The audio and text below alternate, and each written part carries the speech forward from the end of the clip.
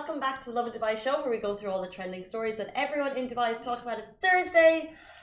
We could not be more excited for the weekend. Today we're going to be talking about the majority of UAE workers think the 9-to-5 working model is outdated. Would love to get your thoughts on that.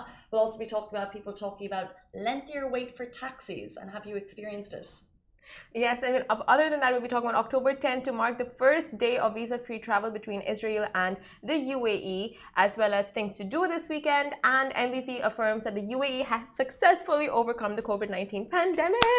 Fantastic news we're bringing this morning. And also stay tuned, we have celebrity trainer Yasser Khan in studio. We want to get the lowdown on all things staying fit post-pandemic in the office. Is it possible to have a fit and healthy body if you're in the office all the time? So let's get the lowdown on that. Ooh. But before we get there, Simran dropped a bit of a bombshell this morning. Yeah, there was cold-blooded murder that took place in the office yesterday afternoon. Whoa, okay. Let's pull it back. Worried. Continue. 1 p.m. exactly. I witnessed it in person. It was so tragic. So we have an office pet. I loved her so very much. Did we? Yeah, we did. The housefly. Oh, the housefly. She was so sweet. Like, honestly, she was so just gentle, minded her own business. She did not mind her own business. She's been living in her office for 2 weeks. Hala even offered lunch money to the person who could... Did Shahir get the money? Because he's the one who killed her. Shahir, like, sorry, I had to expose you. But he just came in. Murderer. Anyway, it's like if you can kill a fly, you can kill anyone. But 2 weeks. She was literally part of our lives. She saw the ups, she saw the downs, she saw the great moments.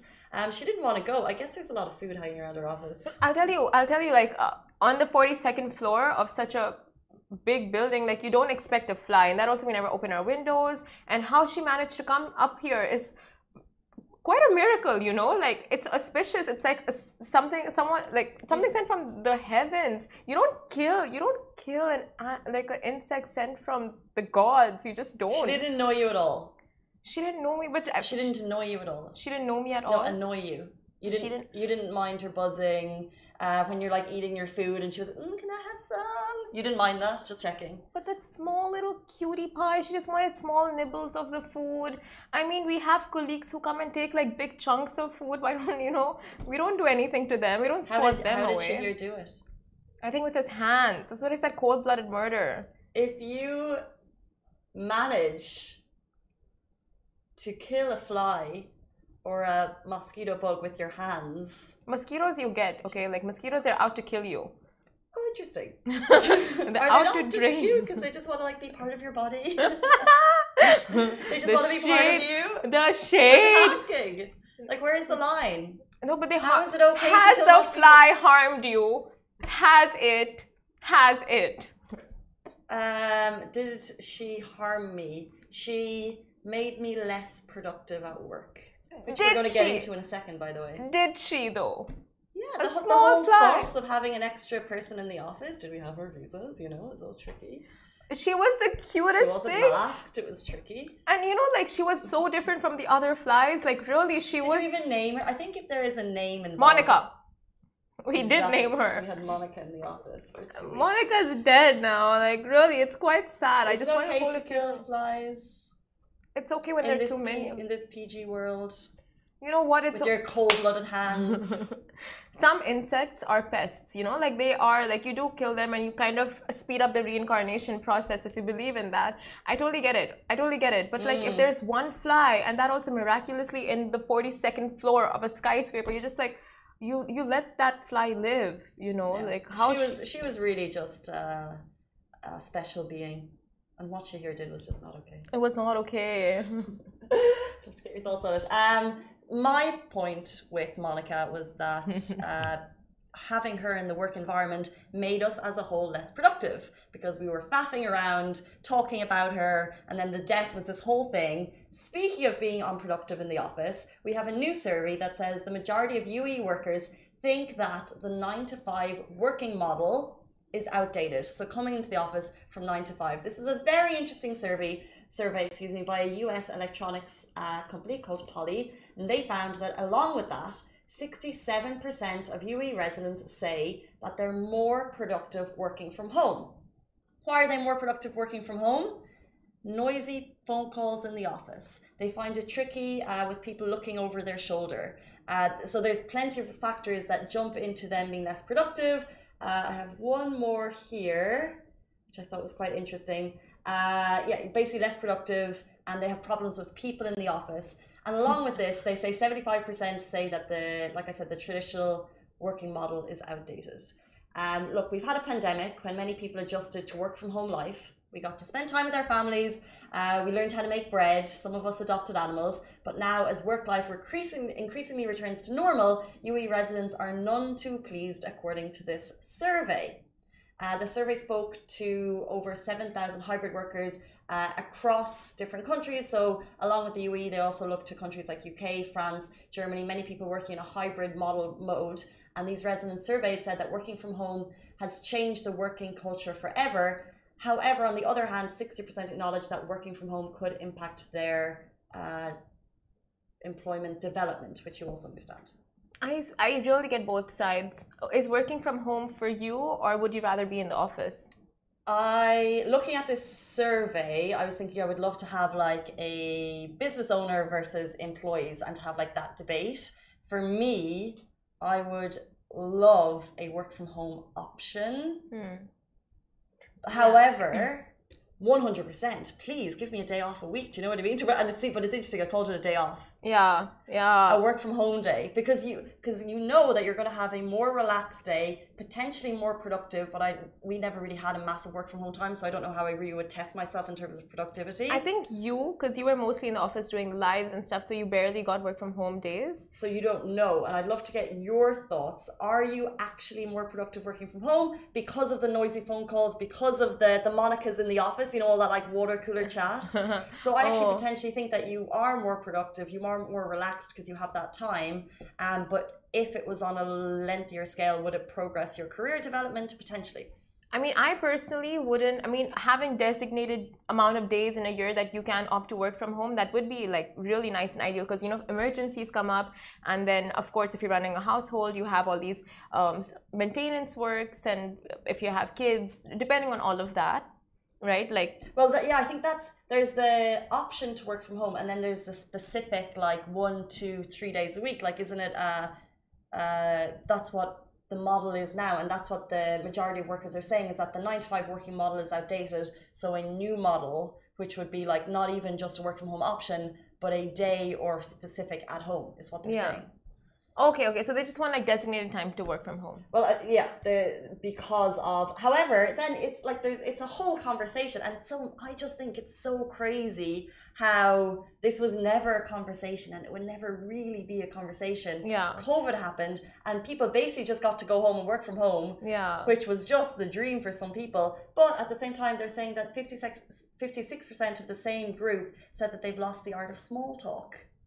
Yeah. And like there's like the office buzz. There's the free food at Lovin Dubai. You know what I mean? Like there's the pluses and the cons. Like, and every office has whatever they enjoy about their office. You know, but this was a conversation we never would have had really pre-pandemic. Yeah. And now it's workers everywhere, and you see that there's also there's statistics on how many people are potentially going to leave their jobs in the next year or two, looking for more flexible. Like it's a conversation. Do workers actually have that force, or are employers still going to call the shots? So it would be really interesting to see how things play out.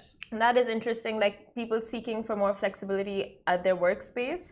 But I mean, personally, I would think work from home just dubs down on the employment development, and just like, you know, as you remote learn in schools, like for students, like just the whole thing of like socializing and learning people skills, it dubs that down. Yeah, I think the career development is like the big one, and we are quite fortunate to be in a position.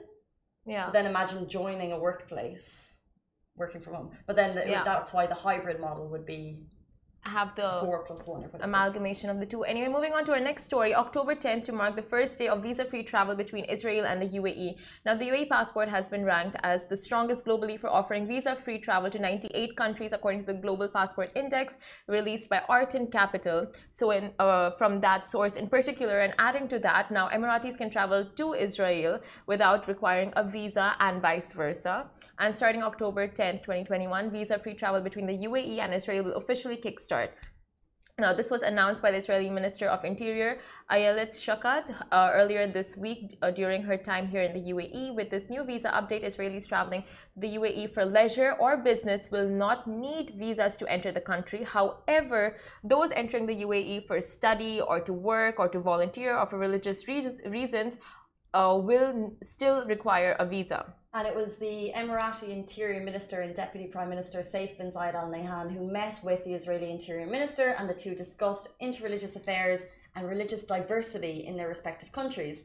Ayelet Shaked responded to the UAE Minister's post by thanking him for the generous hospitality and concluded her message saying, "Hope to see you soon.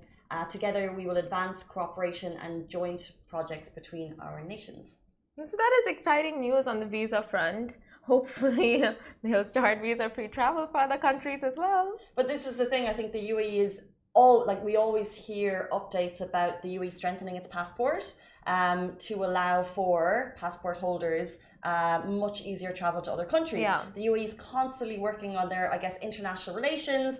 You constantly see visits happening to all countries around the world. And this is just another step, and it's more progress, strengthening the UAE passport, which essentially gives citizens greater travel options. Exactly, and just seeing like the expo rolling in, and all the leadership, the UAE leadership, just trying to strengthen the bilateral ties with other countries. It's amazing, and I mean, this particular story, like Israel and UAE visa-free travel between the two countries, it was in talks earlier this year, but was put on hold because of the pandemic and just like rising cases in the GCC countries. But now it's finally rolling out, and visa-free travel between the two countries will kickstart on October 10th. So that's all exciting news. Stay tuned for more information we have on that. Moving on, closer to home, we have a quote that says, "Please bear with us as people are questioning longer wait times for taxis in Dubai." We'd love to get your thoughts on this. Are the roads busier? Is there more traffic? Are there less taxis on the roads? That's the question people are asking. Whatever it is, residents are puzzled about noticeably longer wait times for Dubai taxis.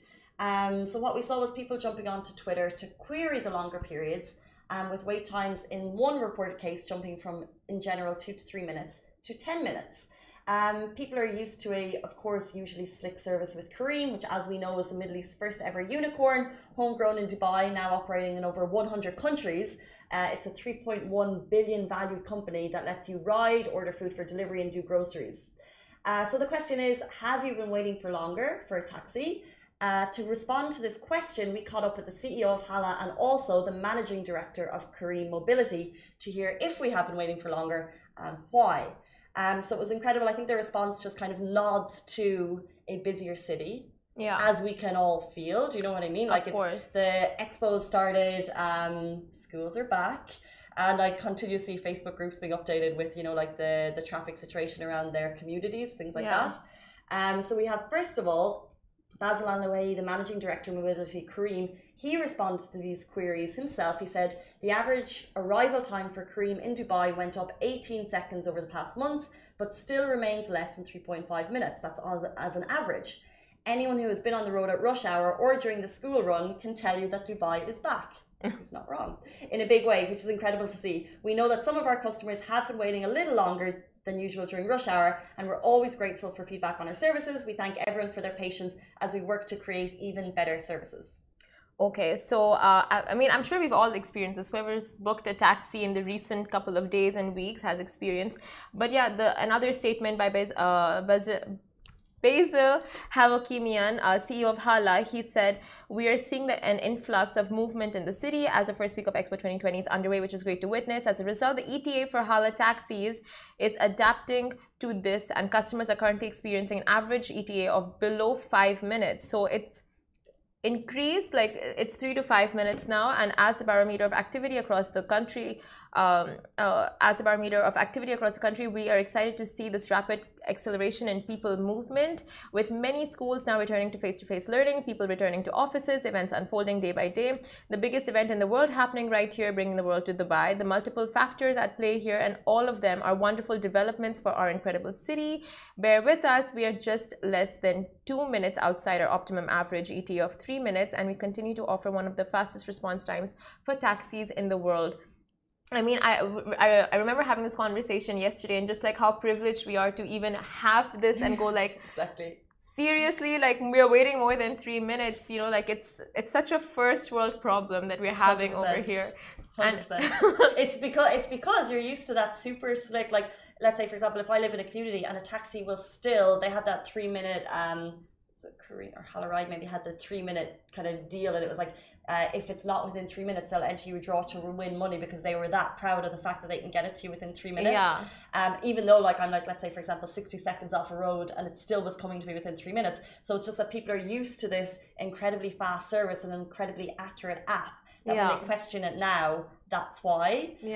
But I think the reasoning also makes a lot of sense. Like you can, it's not like the roads are still quiet. You can physically feel that the city is bopping, which is incredible, and we should feel so fortunate that Dubai over other cities is buzzing and pulsing. And with that, we can expect a little bit longer wait time. But like we've said there, that the average wait times as a whole are still actually not increased that much. But if you're getting a taxi in rush hour, book it earlier. Well, it's going to be a wait. I mean, it's so great that you brought this conversation up, because it's something that we all experienced it. We all noticed like, okay, the waiting times have increased. Taxis are taking longer to come. So it's just the conversation of reminding us that, okay, Dubai is back open. People are coming in. More taxis are being booked. So we just have to be mindful of when we book it.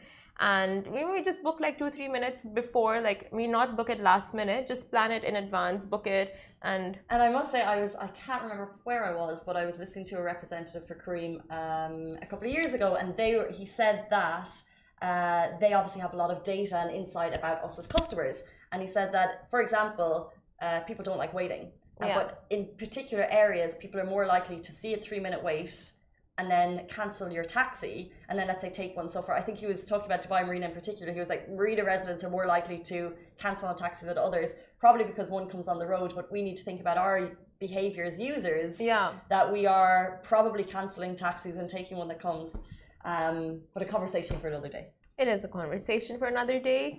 And moving on to our next story, which kind of confirms like why it's taking us so long to book taxis, because MBC, not because of this, but anyway, MBC affirms that the UAE has successfully overcome the COVID-19 pandemic. Now, during an in-person majlis at Qasr Al Watan, His Highness Sheikh Mohammed bin Zayed Al Nahyan, Crown Prince of Abu Dhabi and Deputy Supreme Commander of the UAE Armed Forces, emphasized that the UAE has successfully overcome the COVID-19 crisis and life should return to normal. However, MBZ reminded all that the community should continue to comply with all COVID-19 precautionary measures.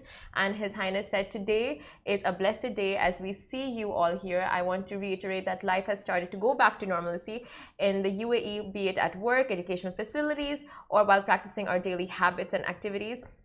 Now, with taking precautionary measures into consideration and applying some behavior changes in our daily lives.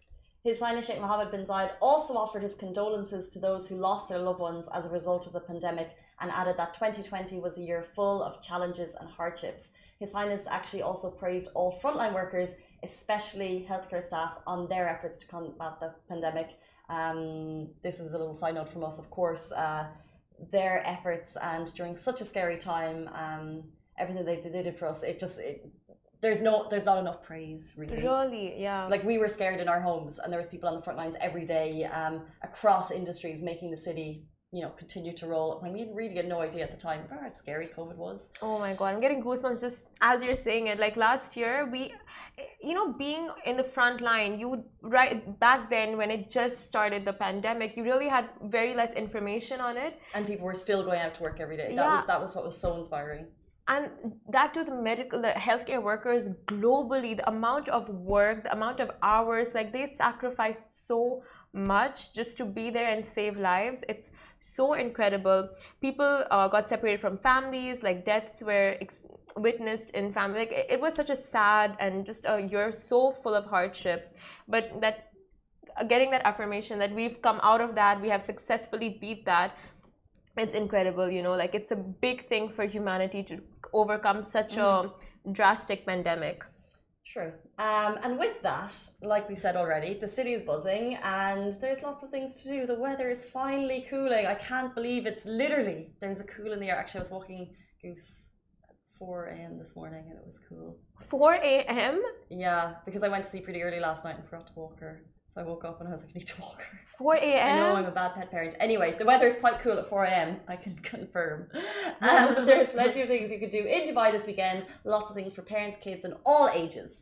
Yes, so Dubai parents, buckle up for an amazing experience with your kids because nothing's better than an awesome, fun, and educational exhibition, right? And at the Wonder Lab in Wafi City, no matter what your age is, you will have a blast and learn something. The exhibit will feature 35 different experiences, plus you would be able to stand the chance to win a holiday abroad in England.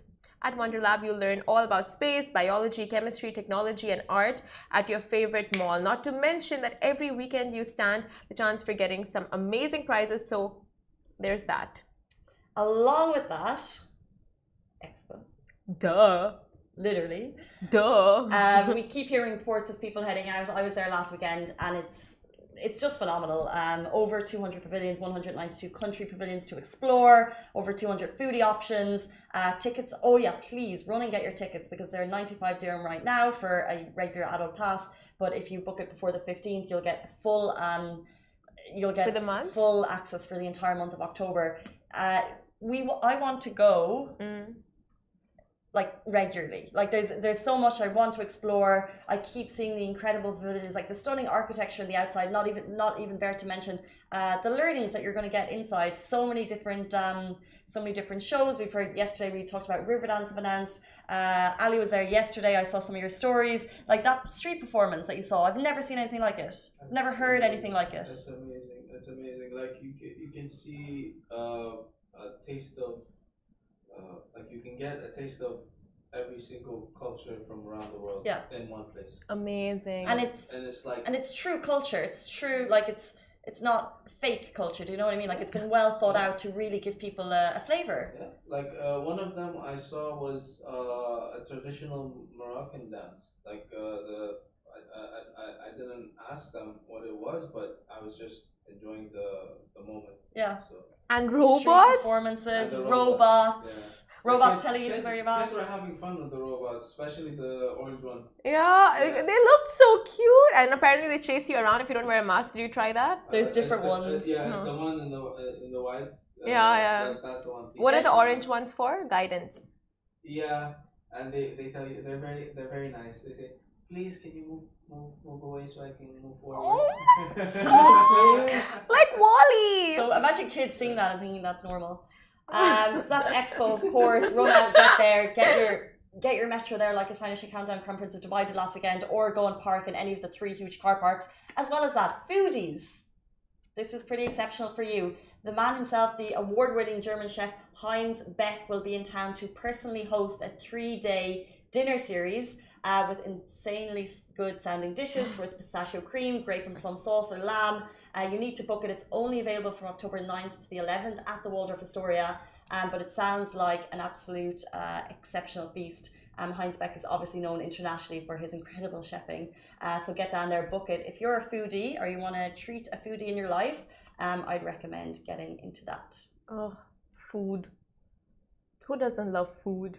That's a good point. All of these will be up on our website later today. Thank you to Shaza, our intern, for putting that list together. We really appreciate you. But stay tuned right now.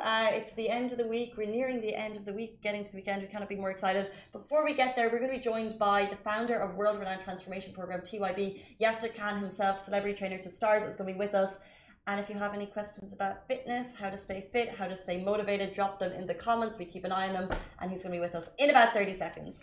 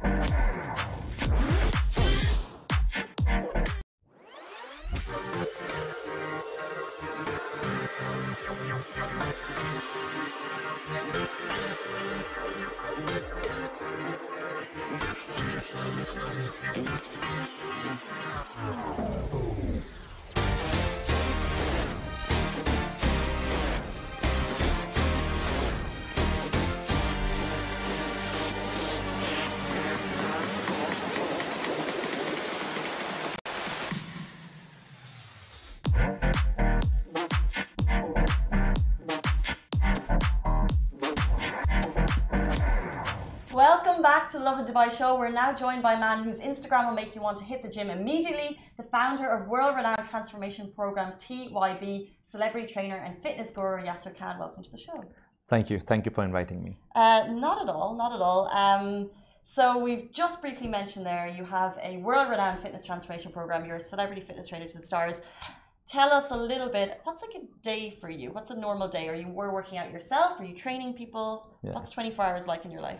So basically, I wake up at 4 a.m. in the morning. Yeah, that's my every day, and I'm waking up at 4 since the age of 4. That's another story. Yeah, exactly. Yeah, that's how my days start, and it starts with a routine. I have rituals, and that's how I start. I pray, and I do my warm up, and then whatever is my pre-workout, and then I start my workout around 5:30 a.m. Depends on work, and then some clients in the morning, and then office we have meeting with clients, meeting with people, looking after the team, how they're doing. That's just how the day goes on. So basically, I'm just there for people to, in whatever way they need me, just to help them to transform. Take us back to 4 years old, wake you up at 4 in the morning. What was that like? Yeah, basically, I studied in a madrasa. It's Islamic boarding school, and I was sent to madrasa, and I studied. From the age of 4? Yeah, age of 4, wow. And I studied like in 20 different madrasas, from the age of 4 till the age of 13, and that was my turning point when I started working out first time when I was 13 years old. And for training for me was not to lose weight or build muscles or look good or in any maybe to take part in anything, but for me training was an escape from the reality, whatever was going on in my life at that time. So I found training actually aligned me with my mind and body and all my hormones while I was growing up, and made me really focus. And I used to train, I know it's people will laugh, but I used to train like 5 hours a day. I used to count. I'm not laughing, I'm shocked. Yeah, it's 5 hours, so from 5 p.m. to 10 p.m. So Asr is a prayer time. I used to go Asr, I pray Asr there, and then Maghrib, and then Isha. Isha is the last prayer, and after that I used to close the gym and come back. So my job was actually, since I did not have money to pay the gym, so he said the owner of the gym, okay, you will come open the gym at 5 a.m. and close at 10 p.m. So I used to just work out in that duration. So what age, so when you started working out at 13, was there people supporting your working out, or were you the only person? Not at all. What do you think, why was workout your escape at that point? Well, nobody supported me at that time because I was too young, and at that time, I'm talking about 13 years ago, I'm 32 right now, 19 years ago. And 19 years ago, especially where I am from, basically, I'm from Bhopal. It's a town, it's a small city in Madhya Pradesh, it's a state, and India. So over there, that time, there was you must have been there was no profession. Kind of soul warrior at that point. Yeah, there was no such profession like personal training or training or coaches. There was nobody was paying for such things. There's no such profession. So I was the first one who actually started it, and I traveled to Bombay later and Delhi and started working like that as a personal trainer. But yes, nobody supported me at that time. And why it was an escape for me? Because while I was going through the madrasas and all the issues were happening, I was not very much inclined to study that way and go back to boarding. I was very scared, angry child. Was it a strict culture? Extremely strict. Extremely. I've never. Yeah. Waking up at 4 a.m. in the morning, sleep at 10, non-stop. But yes, that discipline is now. So that's why I never blame that. Instant, I am very grateful because who I am today is because of that disciplined lifestyle. Instilled by the school to wake yes, up for. Yes. Okay. So and when people say it's oh, don't press the snooze button, and in today's time on social media you watch how to wake up early in the morning and make your bed. Basically, at 4 a.m. there used to be one bell, and then second bell after 30 seconds or 1 minute, and third used to be a belt, not a bell. Yeah, so it used to be like that. So in 2 minutes time, you have to be up anyhow. And when you're 4-year-old, and it's not that easy. And then you have to, making your bed basically is, now that's a unique way. Now when you make your bed is you just pull 4 corners of your bed sheet and the bed is ready. Or you're like, wow, I made a big deal. It's a big thing. But for me, it was like a mattress, to fold the mattress and to fold the duvet and to tie it with 3 knots with the rope and take it on my shoulder and walk like around 400 to 500 meters away. There used to be shelves and you keep your stuff there. And if you will not put it properly, which took me actually 6 months to learn that, because folding and tying up, it's not that easy. And every time you will put it wrong, you will get another belt as a reward. I used to teach here in the UAE, and I taught 4-year-olds. So you know how it is. they're not picking up a pencil without help. Like they need a lot of encouragement. I know. They need positive encouragement. Usually. There's someone actually writing a book on me right now, and we just started recently, and we finished like chapter 1, and that's why it's. And when we started, so she actually asked me like, can you please draw the place where you have lived at the age of 4? And I draw it, and she called and she confirmed that was it like this. This is strict. 28 years ago I'm talking about, and she got, yes, everything is the same what he described. So if you take that level of discipline that you learned to what you're doing now, which is transforming people, do you give people much leeway? Like, how do you find the balance of you need discipline but also positive encouragement? So basically my program, when people come to me and they try to find out what it is, what's going on, even a lot of people from fitness industry, they couldn't figure out what's going on here. Basically, it's just a blueprint. It's a DNA, how I have lived, and it's just that. And now, since I have gone through all the hardships, so I have built this empathy. Like the kind of when people sit with me and the way I just look into their eyes and I understand what's going on, and I genuinely just want to help. And when I want to help, and you have to go back to basics, and the basics is the way I have lived. So that's where I offer my DNA and the blueprint. Okay, live like this, and then you will solve all the problems. Because mentally, as you can never ever just stop a bad habit or leave a bad habit, you can always replace it. So something or the other you are thinking, something or the other you're doing mentally and physically. So you have to replace. You're never just idle, you're just never at zero. It's always something there. So you need to know what to replace it with. What do you think for us would be, let's say, like the general person that you speak to, the me's of the world? What do you think are quite common bad habits that we should be replacing? It's a very common thing. I deal with people on a daily basis. Every day I'm teaching people that number one is, of course, sleeping pattern, what time you wake up, because your body is aligned in a certain way. Number two is, of course, your eating habits, because nutrition actually can influence your mind and can make you behave in certain way and can make you feel in certain way which you're not supposed to. And then you blame that the society and the system and yourself and your surroundings.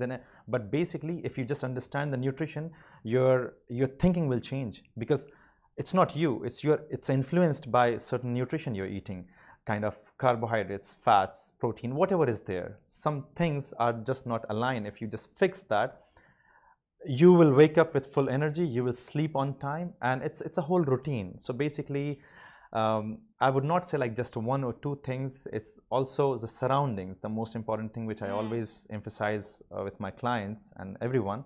The surrounding, it's not you, it's your mind is influenced by the surrounding. No matter how much you want to eat this particular thing or you want to do it, but you're not, because you have such a good control. But the time you are a bit emotional or you lose that control, whatever you're surrounded by, that will take over. I'm thinking about 4 o'clock in the office when I've eaten healthy all of the day, and then someone brings in some donuts and we all have a donut. Yeah, because no matter how much you control, sooner or later you're just gonna give in into that temptation. So that's why keep your surrounding in such a way. That's why I'm very picky. The people who are around me, either they are aligned with me or they're not with me. It's very simple, because I'm 32 now, and I spent 28 years of my life the way I have lived since my mother's days, and 19 years in this industry. Time is the most important thing for me, and I think it should be for everyone, because that's the only thing. In terms of, what do you mean by time? Time management, and the time where you invest, where you spend, and where you waste. It's always how you manage your time is the most important thing, and that's for me, and that's what I teach my clients also. The timetable has to be on point. One of the reasons you hit headlines recently was the transformation of Khaled Al-Ameri, who you worked with. You shared the story on your Instagram You said, my first conversation with Khaled was that he had trained with many trainers, but he could not stick to a plan 100%, which I think we've all been there. Moreover, he tried for a while and then he quit. He had a busy schedule. He required a better understanding mentally. His transformation photos, I'm sure we'll have it up on Facebook, are impressive, to say the least. Yeah. Is there a secret sauce to getting people to that point that they actually stick to this routine? Because I hear you on the diet, I hear you on the sleeping pattern, I hear you on the surroundings. Yeah. But this is information. How do we get to that point where it makes sense that we can actually change? Very good question. Basically, I suppose, and it's individual. I deal with in a different way with people, and I have a whole team of like around in the office somewhere around like 10 to 15 people who are doing things for me. So I just plan everything. It's my blueprint, and these are the people who make follow the whole plan and implement the plan. So it's incredibly personalized. Yes, it's like next level. So if I tell you about, just let's talk about Khaled. If we talk about him, it's a very strong mindset. First of all, if you can achieve anything in life, you can achieve everything in life. Now, if you can do one thing right, you can also do the second thing right, and you can also do the third thing right. Now, where you want to focus on, what you want to focus on. So with Khaled, he's an amazing guy. He's like a brother, and he's very successful in what he's doing. So he did one thing right. Now, if he wants to transform, he can do the second thing right, just to understand his psyche, understand his mind, what he is looking for, what he is after, what kind of a person he is, what's the root cause of the problem, what's his upbringing like, what's his family like, what are his values. So these are the things which I don't think majority of the trainers and nutritionists actually understand in the fitness industry. And that's where I come in, because that's what I understood about me while growing up. In order to succeed, and from Bhopal to here, I've competed worldwide in 6 different countries and placed second in UK in 2019, and everything I have done, whatever. So I understood my mind. So same goes to Khaled and all my clients, to understand their mind and change the way they think. First of all, understand from where they're thinking actually, what they want and why they want to transform. Sometimes people come to me and they don't have the why, which I actually make them realize that why you should do it, the transformation, and how it will help you in your personal life, professional life, financial life, your goals in life, and like all the areas, your relationship, friends, surroundings, everything. So that's how I work on the transformation industry has really grown in the last number of years, but obviously the pandemic, I think, potentially brought us back a notch, because we were all working from home. Do you see more of an increase in people working out, or do you encourage home workouts since the pandemic, or are people lazier, or are people more motivated? That's a very good question. I know at the time of pandemic, many gyms shut down. Okay, and a lot of businesses also shut down. But to be honest, I registered TYB just before pandemic, and after I think 10-15 days, there was a lockdown after TYB registration, and I lost all the money again. So everything, whatever I put there. So this is the story of my life. I keep hitting the rock bottom, and to be honest, every time I hit rock bottom, I know there is something bigger and better coming. So the whole lockdown, actually those 2 months, I was constantly with close people. I was working and strategizing how I'm going to work when everything opens. And actually Lovin Dubai gave me an opportunity at that time to put me just on the page. That there's someone out there. Actually, there was like top 10 people who are helping people in the lockdown, and top 10, 9 of them were companies and gyms. The only solo person was me. There was a whole article on me in that time. So I was very grateful, and I'm really thankful for that. So that put me on the limelight, and people more realized that, wow, this guy is doing things. And I was doing like free of cost, help to people, replying, making videos, how to stay fit, and everything. So from there, and as soon as it opened, because I decided at that time that anyway, I have lost everything, and people are really suffering more than me. I am still like in Dubai, and I'm very grateful that in such a good country I am, where it's safe. Even at that time, I was very grateful. And I decided, like, whatever happens, just give it all, because if it doesn't open, it's okay if I lose, because it makes no sense to save whatever I have. But if it opens, I'm already ahead of everyone. And that's how it started. Amazing. before you leave us, and I want to give a quick shout out to how people can get in touch with you. You said there's someone writing a book about you. Yes, someone is writing actually, there's a lot of things going on 30th of October. There is, if you guys want to take part or you want to visit, please come to Damac Hills property. There's a 30th of October TYB Transformation Challenge finale. So I'm running this challenge since last 3 months. This is the 4th month. I wanted to do the finale at the same time when the Dubai 3030 starts because it's aligned. The whole point of this finale is to inspire those who have never been to gym. Especially my clients are how the overweight people and how they are performing and how there's a prizes, there's classes, there's a lot of stalls, and I mean everything is there's like a fitness fest, one of the biggest fitness fest I'm organizing. Writing a book, there's my social media, constant updates are there, and yeah, there's a show actually coming on Colors TV. We just finished yesterday the last segment of that shoot. It's going to be about my routine, my life, how I live and how I transform, what my ideology is, because as I said, like this is something very unique. You will not find that same ideology in fitness industry or even life coaching industry. It's a combination of both, that how I help myself and I'm helping others. True, exactly. I think the personal training industry is massive here, but it's rare that you find someone who goes so detailed into, I guess, not just the exterior but the interior. Yes, as well. definitely.